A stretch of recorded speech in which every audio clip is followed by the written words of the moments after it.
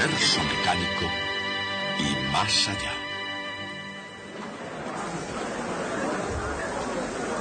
El campo eléctrico. Cuando en hockey se marcan 3 goles, se dice que se ha hecho un hat-trick, un truco de sombrero. Pues hoy me gustaría hacer una jugada de ese estilo. Me gustaría explicarles qué es un campo eléctrico. Resolver un problema sobre la teoría del campo que por lo que parece causó problemas a Isaac Newton y presentar una importante idea matemática conocida como ley de Gauss. Todo eso nos resultará más fácil de lo que parece porque fluye de la imaginación brillante de un gran genio llamado Michael Faraday. La vida de Faraday hubiera puesto en apuros al más desvergonzado novelista. Su vida tuvo unos comienzos modestos y su educación fue poco convencional. A la larga acabó siendo aprendiz de encuadernador. Pero Faraday estaba decidido a ser autodidacta y empezó asistiendo a las conferencias científicas públicas de la Royal Institution de Londres. Quedó tan cautivado por esas conferencias que pidió que le dieran la oportunidad de hacer los trabajos más bajos de esa real institución.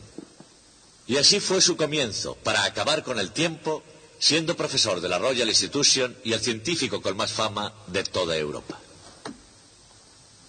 Durante toda su carrera, Faraday entendía tan poco de matemáticas que no era capaz de entender los artículos científicos de sus competidores.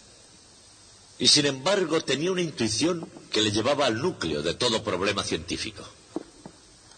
Y hoy queremos hablar de una de las más grandes ideas que fluyeron de esa intuición. Se trata de la idea de líneas de fuerza eléctrica constante extendiéndose a todas partes a través del espacio. Seguramente ninguna herramienta ha desenterrado del campo de la física tantas verdades científicas como la afilada espada de las matemáticas. Cuando Michael Faraday descubrió la teoría de campos, terreno donde crecía mucho la física moderna, las matemáticas era una herramienta que él todavía no podía utilizar, pero se orientó hacia una idea que era de naturaleza esencialmente matemática.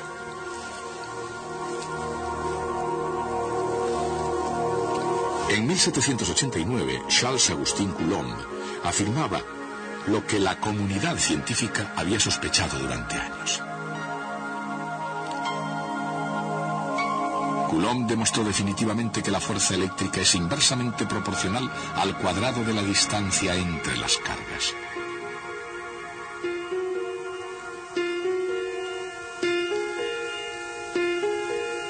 Tan elegante como era el experimento de Coulomb, el concepto, la idea de esa relación inversa al cuadrado, había sido la más importante noción científica durante algún tiempo.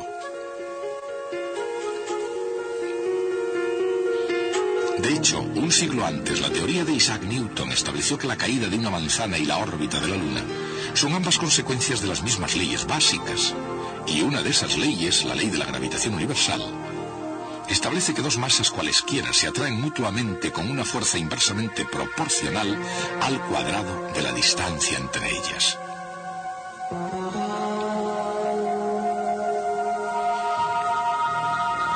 Pero era una ley difícil de aplicar, incluso para el propio Isaac Newton.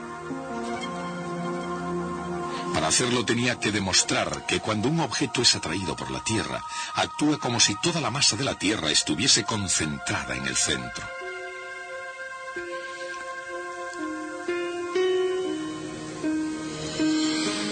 Y más difícil, él tendría que racionalizar lo que él llamaba acción a distancia. Una frase que significaba que cuerpos tales como la Tierra y el Sol aplican fuerzas directamente uno al otro, incluso estando separados millones de kilómetros y sin ninguna conexión tangible entre ellos. Si bien el gran genio era frecuentemente un poco irritable, incluso puede que él mismo haya llegado a admitir que sentía una cierta insatisfacción con la idea de la acción a distancia. Quizás un tanto a la defensiva, Newton escribió en su Principio: no he sido capaz de descubrir el curso de esas propiedades de la gravedad y no finjo ninguna hipótesis. Y con esa famosa frase, no finjo ninguna hipótesis, Newton no sentía la necesidad de explicar la ley de la gravedad, por la física o por la mecánica. Nos basta, añadía, con que la gravedad realmente exista y actúe conforme a las leyes que hemos explicado. Evidentemente eso bastaba. Más tarde, la ley de la gravedad se convirtió en Inglaterra en la ley del país. Y en el siglo XIX, los seguidores de Newton habían descubierto con la ley de la gravitación firmemente establecida que la electricidad y el magnetismo obedecían leyes semejantes.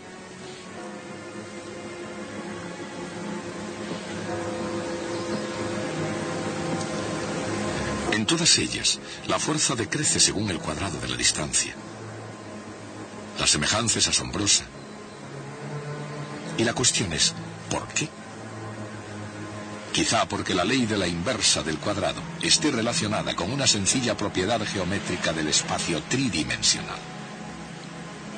O quizá porque esas fuerzas no son las únicas cosas que disminuyen con el cuadrado de la distancia.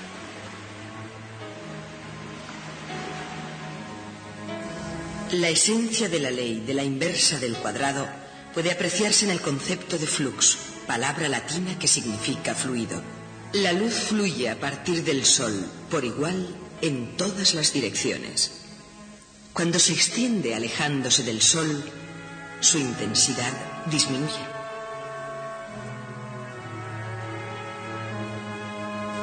Pero imaginen una esfera que contenga al Sol. Toda la luz pasaría a través de la esfera, independientemente de su distancia al Sol. Y el área de una esfera aumenta con el cuadrado de su radio. De forma que la cantidad de energía luminosa por unidad de área decrece con el cuadrado de la distancia.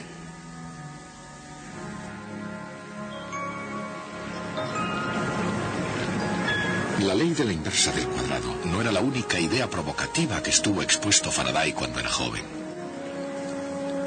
En 1810 visitaba con regularidad la Royal Institution, en particular las conferencias del legendario profesor de la institución, Sir Humphrey Davy. Davy era químico y filósofo de la naturaleza, un erudito nombrado caballero, barón y presidente de la Royal Society. Estaba en la misma cima de la ciencia británica. Con su propia investigación como tema y como autoridad mundial en la materia, Davy hablaba de todos los elementos químicos, del sodio al potasio y del cloro al yodo. Davy se convirtió para Faraday en el padre de la ciencia y continuó siendo su mentor e influyendo en él enormemente durante casi 20 años. Aunque a veces la relación era vacilante, sin embargo, bajo la influencia de Davy, en la edad de oro de la química, nadie brilló más que Michael Faraday. Faraday descubrió la benzina, licuó el gas cloro y desarrolló nuevas aleaciones del acero. La lista de sus notables logros como químico es interminable. Sin embargo, en 1821, Faraday dejó de lado sus investigaciones en química. Ese mismo año, Ørsted descubrió el efecto que la corriente eléctrica tiene en los imanes, y mientras que ese efecto se puede ver ahora claramente, en 1821 era todavía un gran misterio científico. Ciertamente, ¿por qué la aguja de una brújula se colocaba en posición perpendicular a la corriente eléctrica? En primer lugar, picado por la curiosidad, y debido a que un editor le había rogado que escribiera un artículo que diera fin a la confusión científica, Faraday se puso a resolver el misterio del mismo. Faraday vio que se podría aprovechar la fuerza de una corriente eléctrica e inventó un aparato para hacerlo. Ese aparato resultó ser el primer motor eléctrico. ¿Cómo consiguió eso Michael Faraday? Quizá porque, siendo incapaz de analizarlas matemáticamente, sí fue capaz de tomar esas fuerzas magnéticas circulares tal como se presentan. De cualquier manera, según Michael Faraday, tanto la electricidad como el magnetismo aplicaban verdaderas fuerzas en el espacio y comenzó a estudiarlas partiendo de varios supuestos.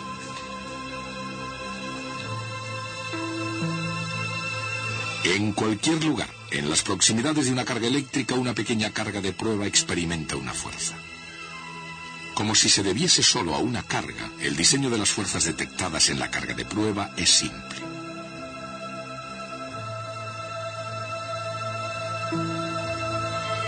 Es más complejo en el caso de dos cargas opuestas.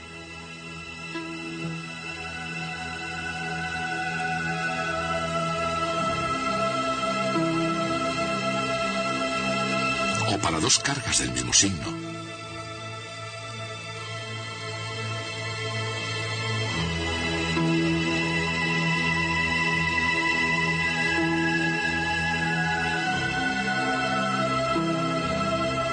Y más complejo aún para disposiciones más complicadas.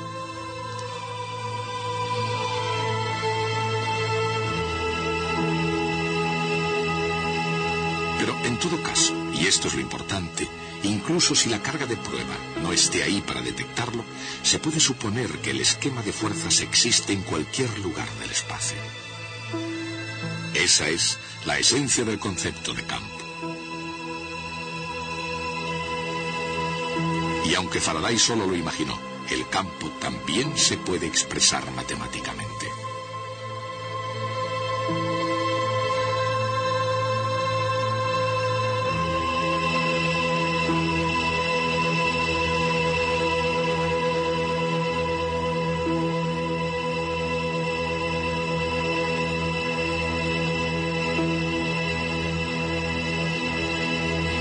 La fuerza que actúa sobre una carga de prueba en cualquier punto del espacio es igual a la carga de prueba multiplicada por una magnitud debida solo a las otras cargas.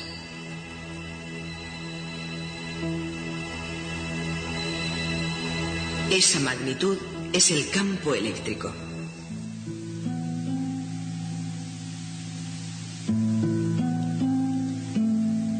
Faraday nunca llegó a esa definición de campo eléctrico. Pero viendo ambos fenómenos eléctrico y magnético como fuerzas en el espacio, consiguió ver más que sus colegas. Como resultado de este y de otros muchos descubrimientos, llegó a ser con el tiempo director del Laboratorio de Investigación de la Royal Institution, y sucedió también a Davy como profesor y como miembro de la Royal Society. Fue trabajando como investigador, más que como profesor, como Faraday profundizó en las invisibles fuerzas del espacio. Para él, la fuerza 1 partido por R al cuadrado entre cargas eléctricas sugería que la fuerza debía ser aplicada por algo que se expandía hacia afuera desde las cargas. Algo que, como la luz del sol, nunca se detiene y nunca se acaba en el espacio.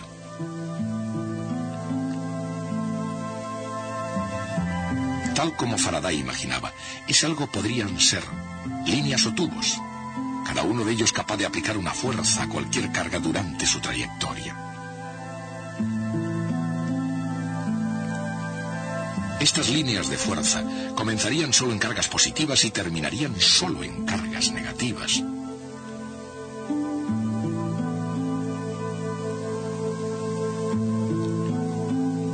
Y fluirían con suavidad por el espacio sin cruzarse ni enredarse.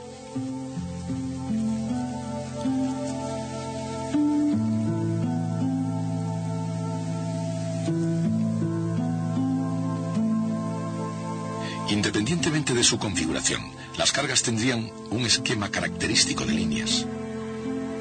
La fuerza que aplican sería fuerte cerca de las cargas donde las líneas se concentran, y débil lejos de las cargas donde las líneas están más espaciadas. La posibilidad de aplicar una fuerza reside en cada punto del espacio, y la fuerza proviene de la intensidad de líneas sin tener en cuenta la situación de las cargas que las originan.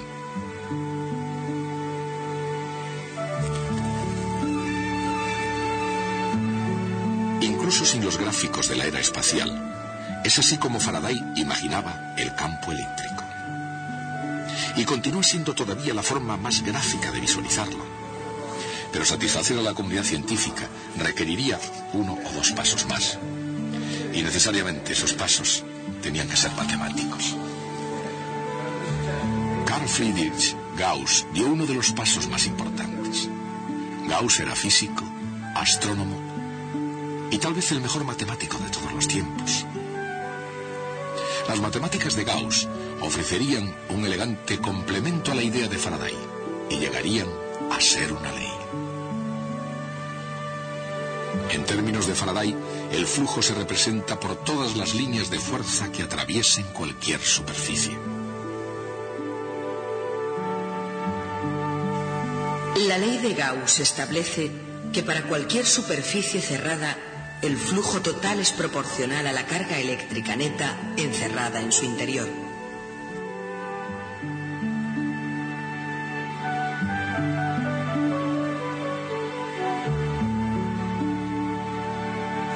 Si en el interior de una superficie no hay carga neta, cualquier flujo positivo hacia el exterior de ella debe estar equilibrado con una cantidad igual de flujo hacia el interior o negativo.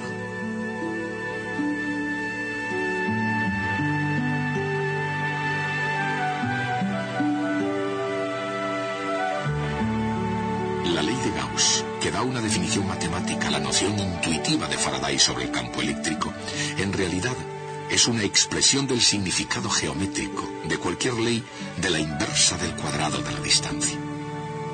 En forma apropiada, no solo se aplica a campos eléctricos, sino también a campos gravitatorios y magnéticos, e incluso a la luz que fluye del Sol.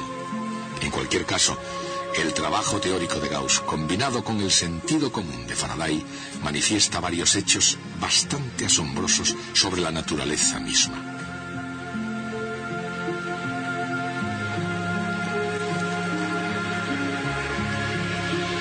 Observen, por ejemplo, lo que ocurre en el interior de un conductor donde un retículo de iones positivos son neutralizados por electrones móviles y en constante movimiento.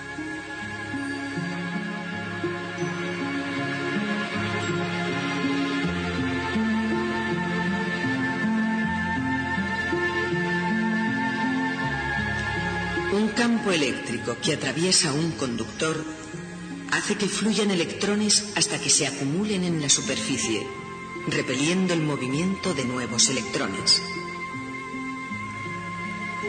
Pero eso significa que el campo eléctrico en el interior de cualquier conductor llega a ser cero cuando se establece el equilibrio electrostático.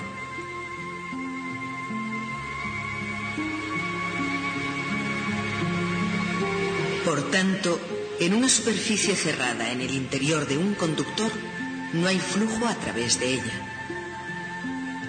De modo que la carga neta en su interior debe ser cero, pero puede haber carga en la superficie, e independientemente de lo que haya en el exterior, la carga de la superficie hace que el campo en el interior sea igual a cero.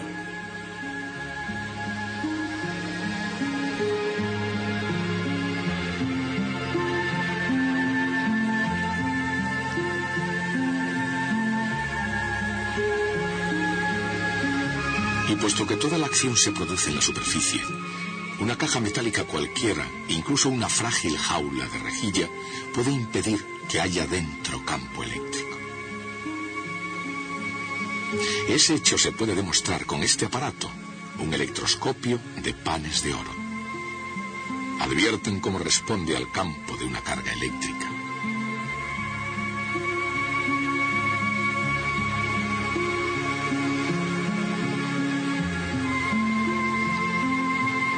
Ven también que reacciona de la misma forma incluso cuando un electroscopio está dentro de la jaula.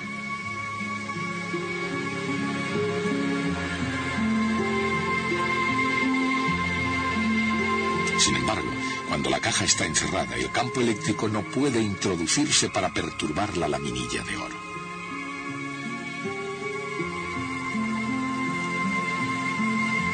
Cualquier caja de metal puede hacerlo. Y actualmente, cualquier caja de metal que lo haga recibe el nombre de jaula de Faraday. Por supuesto, no todas las jaulas de Faraday se diseñan para proteger su contenido de los campos eléctricos. Las vigas de acero de un puente o el andamiaje de un túnel probablemente podrían despreocuparse de mantener a raya los campos eléctricos, y sin embargo hacen muy bien ese trabajo. ¿Por qué? Porque las ondas de radio son una especie de perturbación en el campo eléctrico. Y porque, tanto si es un puente, un túnel o simplemente la caja cerrada que responde a su nombre, una jaula de Faraday, es un mal lugar para una buena recepción.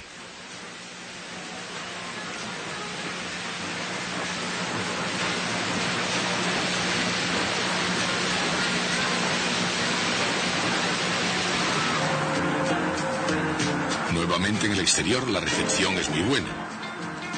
En cualquier caso, así como los camiones pueden ir a casi todas partes, ¿a dónde pueden ir las líneas de una esfera uniforme de carga? Una extensa región de carga puede consistir en muchas cargas puntuales en el espacio. Pero si es simétrica, el campo eléctrico solo puede dirigirse en un sentido, hacia el exterior. Según la ley de Gauss, el flujo que atraviesa hacia afuera una superficie cerrada depende solo de la carga total. Si la región cargada es una esfera, será independiente del tamaño de esta. Dicho con otras palabras, el campo eléctrico exterior es el mismo, tanto si la carga se distribuye uniformemente en una esfera como si se concentra en un punto en el centro.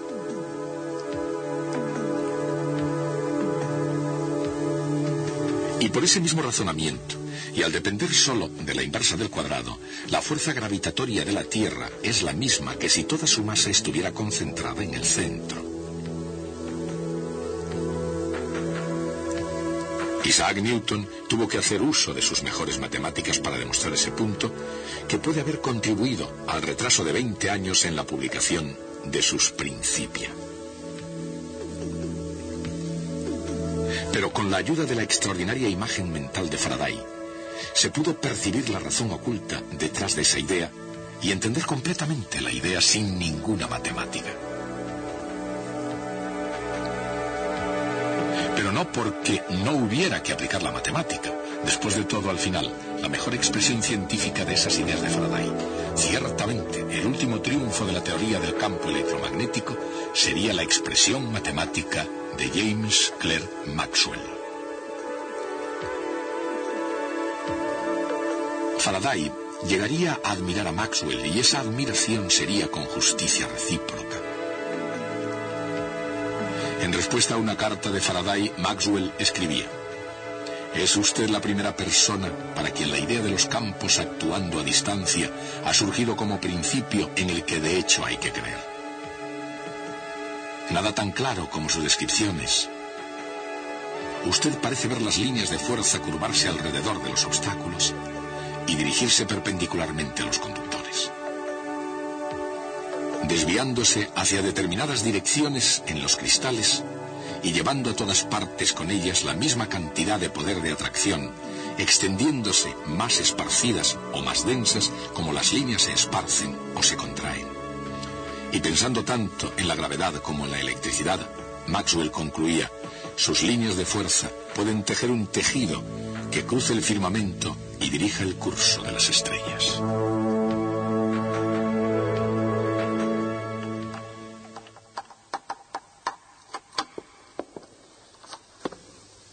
Faraday tenía esta idea sobre líneas de fuerza llenando todo el espacio, y no cabe ninguna duda de que Faraday creía que esas líneas estaban ahí realmente. Entonces llegó James Clerk Maxwell y transformó la idea de Faraday en nuestra moderna visión del campo eléctrico. Las líneas de fuerza de Faraday desde entonces dejaron de existir, desaparecieron. Y una pregunta razonable que se podía plantear es: ¿por qué nos molestamos en enseñarles a ustedes algo que ahora ya no creemos que sea verdad? Bien, pues porque así pueden adquirir un poco de perspectiva sobre esa cuestión cuando consideren algo en la ciencia actual. Sabemos ya que el núcleo del átomo está formado por partículas más pequeñas llamadas protones y neutrones. Podemos destrozar el núcleo y sacar los protones y los neutrones para estudiarlos. Así sabemos que son reales. Pero también creemos hoy que los propios protones y neutrones están formados por componentes aún menores en su interior, que se llaman quarks. Pero resulta que es imposible destrozar un protón y sacar sus quarks individuales. Los quarks están ocultos en el interior de los protones y de los neutrones. Por eso, la cuestión que surge a la vista es: ¿son reales los quarks? Es una pregunta muy parecida a la de si las líneas de fuerza de Faraday eran reales. A la larga, esto puede carecer de importancia. Las líneas de fuerza de Faraday fueron una especie de andamiaje mental que hubo que colocar para poder construir el edificio final, es decir, el campo eléctrico. Ahora, por supuesto, una vez terminado el edificio, el andamiaje ya no hace falta, se puede echar abajo, quitar de en medio. Pero eso no lo hace menos importante, porque el edificio no se habría podido construir sin los andamios. Algún día, volviendo la vista atrás a nuestra situación actual, puede también resultar que incluso la idea de los quarks, que los científicos de hoy están seguros de que es real, resulte también ser tan solo una especie de andamiaje mental. En cualquier caso, seguiremos estudiando el edificio final de la teoría de la electricidad el próximo día en esta clase.